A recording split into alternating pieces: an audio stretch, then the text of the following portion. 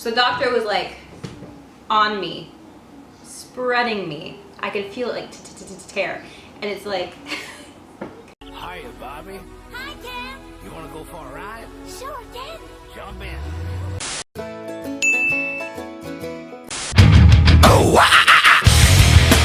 Hi! So when I was pregnant, I was a little YouTube obsessed with watching birthing vlogs and videos and stuff, so I thought I would do a story about when we had Kade. And you were there. Barely. That's true, he was kind of out of it. So he was due on the 8th of August 2015, and he didn't come on the 8th August 2015, and everybody thought he was going to come way earlier in like July because he was measuring like 3 weeks ahead, and he's a big baby. I was ready, I was done. It was the hottest summer on record in our town, and I was ready to have him. And so August 10th, I started feeling contractions, or what like I thought were contractions. I wasn't sure, and then you probably didn't believe me because I said so many times, I think there's contractions. Today's the day, and it never was. So I felt them in the morning, and we had a doctor's appointment that day anyway, my 40-week one. And so we went in, and they stripped my membranes. Remember that? Oh, man. It was like, she really stripped the membranes. It was the second time, too. What did you think of that? I remember him after we got out was just like... Well, for those of you who don't know what stripping membranes is, it's basically she sticks it in. Her finger. And it feels like that. Yeah. And it's like, it's that aggressive. It's like... And then so that really got things going. So by noon, the contractions were 5 minutes apart, which is when you're like supposed to go in. Oh, so yeah, so I was barely 2 centimeters dilated at that point. And I was like, what? No, I'm ready to go have him. This hurts really bad. We're ready. And they're like, no. So they sent me home. And then I went back later that night. Well, we watched Game of Thrones all day on the couch while I slept. Or tried to sleep through them. And then we ended up going back later that night, like at 8, and it hurt so bad. I'm like, I must be like 7 centimeters dilated at this point. And I was still like the exact same, 2 centimeters. So that was like 6-7 hours of hard labor, and I was not dilated at all. So they're like, okay, well, what we're gonna do is have you walk around for an hour. And that was devastating for me to hear at that point. It was like walking an old person. Yeah, it was bad. And then I said to Leo, I'm like, I apologize now if I'm gonna be mean. I might be mean to you, and I'm sorry now. It just hurts really bad. And he's like, okay. And so we'd walk, and then I would go hide in like the room where you could get ice and like go through a contraction, and then walk, and I'm like dying past the nurse's station. Like, maybe if they see how much pain I'm in, they'll stop me, but they didn't. So an hour on the mark, I went back there, and I was like a 3 then. So I did 1 more centimeter, right? Mm-hmm. And I just started crying. I started bawling my eyes out, and the nurse felt bad for me, and she's like, you know what, we're just gonna admit you now, and I will tell the doctor that you're 4 centimeters, and I was only 3. I was like, God bless you.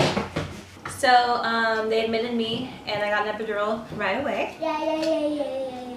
Which was awesome. I was like able to sleep at that point. And so they said rest. And then at like 2 a.m. my water broke.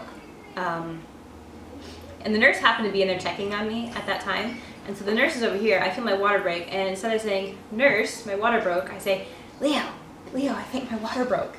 It's just like, okay, tell the nurse. I was like half asleep. Yeah, he was kind of out of it. When I actually got my epidural, he was worried about it, because what, he thought I was going to be like paralyzed, because they hit like a nerve. I started going like that. Well, before they do the procedure, they explain what they're going to do is they're going to stick a giant needle into your spinal cord, and already at the thought of that, this is already making me like just sick, because like spinal cord is like what makes you walk and like move and able to move, and so if someone sticks something in that, I feel like that could do a lot of damage. And while she's administering, I have to bleep that, the giant needle, she like jolts or like convulses, and I'm like, whoa, that was freaky. So I got like immediately, I like freaked out in my head. I didn't say anything or yell or scream or anything. And then You got lightheaded. Right? and then the more I started standing there, because I was standing there kind of like holding on to her, just standing there. The more I thought about it, I started getting lightheaded, and then felt a little queasy and dizzy, and my stomach was like feeling sick. And then I'm like, oh no, I need to sit down or I'm gonna pass out, because like worst case scenario popped in my head, and like she damaged the spinal cord from the giant needle. He was so worried about me. So And I get made fun of. They brought you juice and crackers. I get made fun of about it all the time. I was more worried about him through the whole thing than me, because I can take stuff like that. But he gets super worried because it's me. In the morning, I had them check me, and she goes, okay, you're gonna start pushing in an hour. And at this point, I was like really feeling it again. And she's like, and your epidural is gonna be gone in an hour. I was like, what? Shouldn't we top that puppy off then? And she didn't. So it hurt super bad. I had back labor. Everything hurt. My back, oh, it hurt so bad. And then at 9 centimeters, it was like an hour later, and then I started pushing. And gosh, that took like forever, huh? That was a long time. Yeah, like 10 a.m. is when I started pushing. And he wasn't coming out. They tried putting him in my side to see if that would help the back pain and pushing more. And then in my back and pushing more. And it just, nothing was, we weren't progressing at all. And so they did give me something else into like my epidural needle thingy. I'm not sure what it was, but it did help. It took the back pain away. So I was still pushing. I was pushing hard. Like C-sections, no shame to any woman who's had them. I think that would end up being harder. That's why I didn't want one. Because you're in the hospital longer, you have this huge like wound, and I did not want a C-section. So as soon as they started saying, you know, we're prepping the OR, if you're not anywhere in 10 minutes, you're going in. And so they had the OR prep for me, and I just like, in my head, I was like, no, I'm not doing, he's coming out. And I was playing Eye of the Tiger in my head, which I think is hilarious now, but back then it was like, in my head, and pushing and pushing and pushing, and then I started, like a scene out of an alien movie, blood would, and hemorrhaged out everywhere. It got on the nurse's glasses, all over her coat. Leo and my mom, who was there, both like turned like white. What did you think was happening? Well, I don't know what normal procedure was, so I wasn't sure what to think. I never saw that in any of the videos I watched. So the doctor was like on me, spreading me. I could feel it like tear. And it's like, I could feel it tearing. I don't know why he was so hard, but I mean, I guess it worked, but it just, that is what hurt so bad, is him going that and tearing me. And he asked Leo, he's like, there's his head, do you want to feel his head? He's got a lot of hair. And you were like, nope. I was not going anywhere near He that. was not doing it. And I did, and with the little hair. And that just like, oh my, that's my baby. And it gave me like the drive to get him out. I'm getting dizzy right now. He was stuck in my pelvic bone. And I'm like, I have tiny little bones. And so we thought that might happen. But he did come out. He had a cone head. And it's really bad cone head. And as soon as he was out though, the pain was gone. It was so nice. And then I didn't really get to see him because they got him really quick. And originally we wanted him to be attached to his umbilical cord till the placenta stopped pulsating. And he's like, no, you gotta cut it now, cut it now, cut it now. We have to work on him, cut it now. And then you did. You ended up cutting it. I did cut it, yes. Oh, he was blue. They took him away. He was blue. I started crying. Kade wasn't crying. Leo and my mom just kind of like looked at each other, and because they could see what was going on. And they had like, what, 5 or 6 nurses over there with him.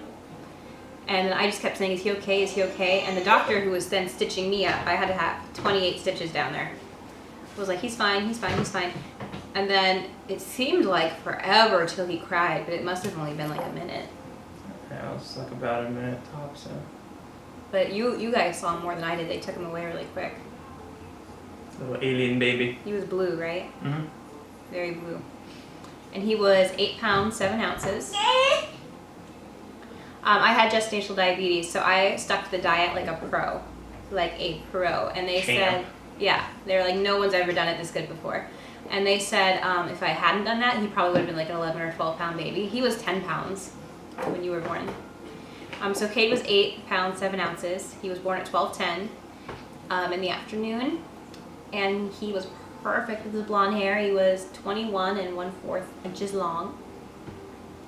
Oh, he was beautiful. And then so I didn't get any sleep after that point because you're not allowed to sleep with him with you. You have to have him in a little buggy.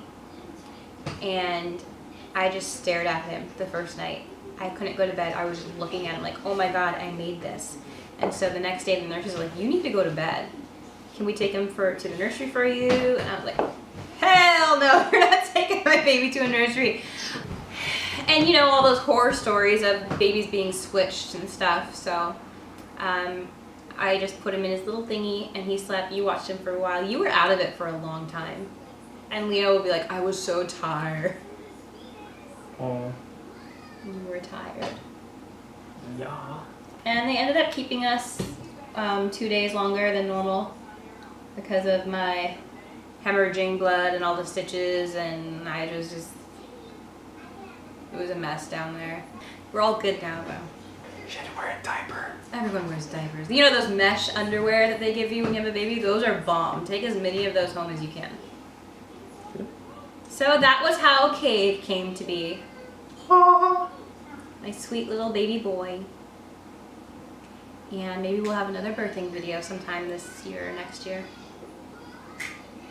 Who knows? Alright, au revoir.